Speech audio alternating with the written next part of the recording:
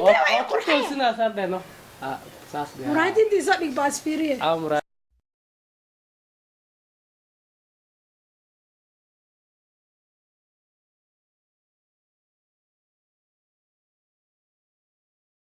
السلام عليكم ورحمة الله وبركاته كسر هذا ومرك اللي أنيقو أهليا أنيقو كدو ذينو قبلها سوماليات وحي أقول سدان نمنك أجنبيك أيا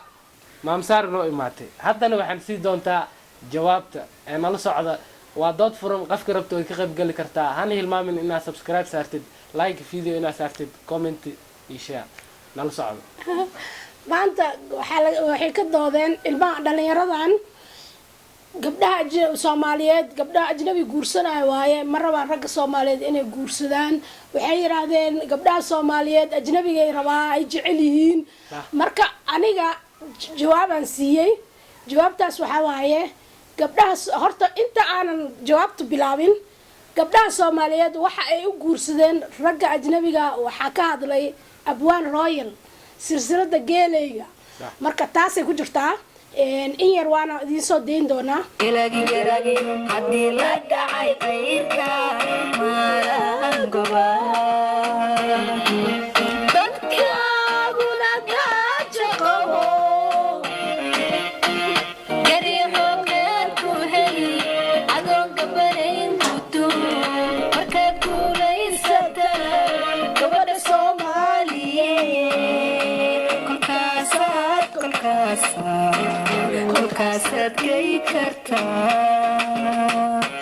gabdhaha Soomaaliyeed ma qaldano waxa ay ajnabiga u guursadeen ragga Soomaaliyeed iyaga mas'uulka ah annaga gabdhaheena hadii ay wadankeena joogan sharaf leeyihiin guriyahooda joogan noloshooda ay burburi lahayn ragga Soomaaliyeed gabdhaha Soomaaliyeed waxay guursan lahaayeen gayaankoodii hadda inta yarta ee wadanka joogto iyo inta yarta oo Afrika geesaheeda joogan xataa ma haystaan rag ay guursadaan oo fiican ragga Soomaaliyeed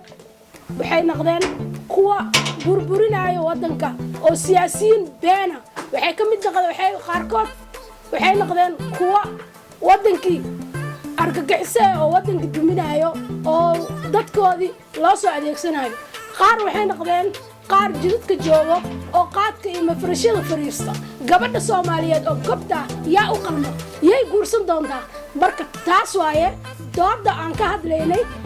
wiilasheedana aan rabo inaan u sheego dhalinyarada Soomaaliyeed waa inay noqdaan kuwa muwaadiniin wadankooda u duuban waa inay noqdaan kuwa rabo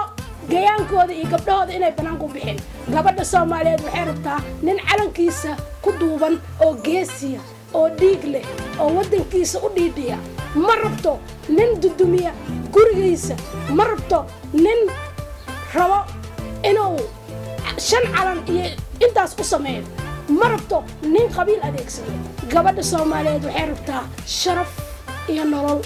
maadaama gabdhaha Soomaaliyeed marka ay arkeen in wadankoodii iyo cisigoodii iyo raggoodii aynan diyaar u ahayn haddii ajnabi guursan dood baa ku jirta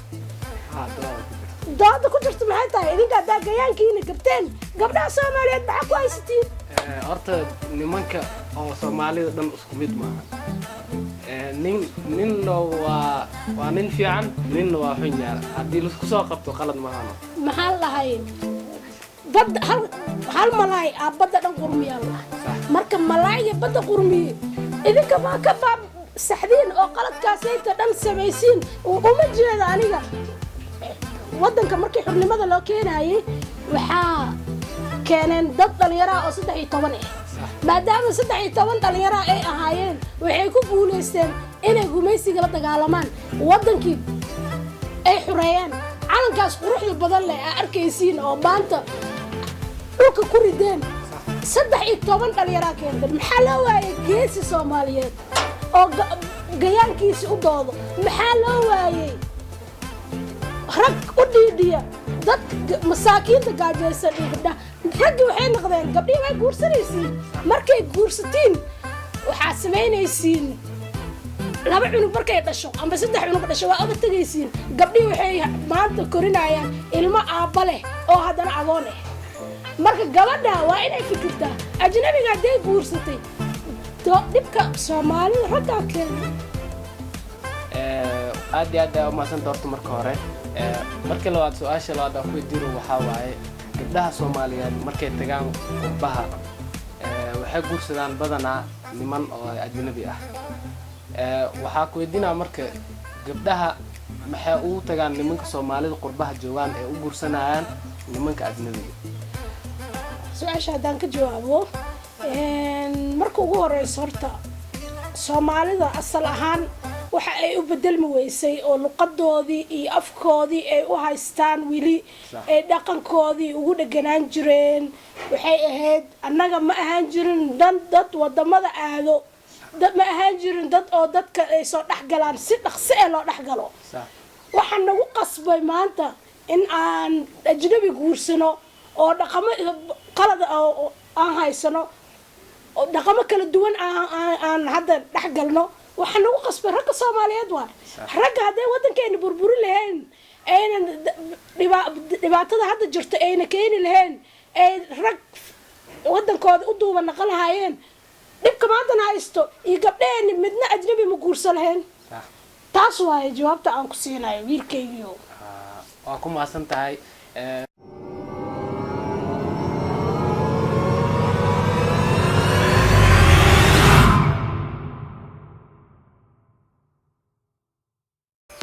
su'aasha qabtiin commentiga noo dhiga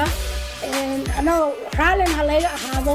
ma ahan inaan ragga Soomaaliyeed ceebeynayo rag badan oo fiican jira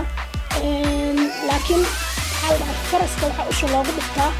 orodka inuu dheereeyo marka raali halayga ahaado yaa layga xumaanin waxaan kaloo rabaa inay ragga Soomaaliyeed dhiirigelin u noqoto wiilasheeda yaryarka iyo dhalinyarada hadda soo baxaysan hormuud ay u noqdaan wadankeena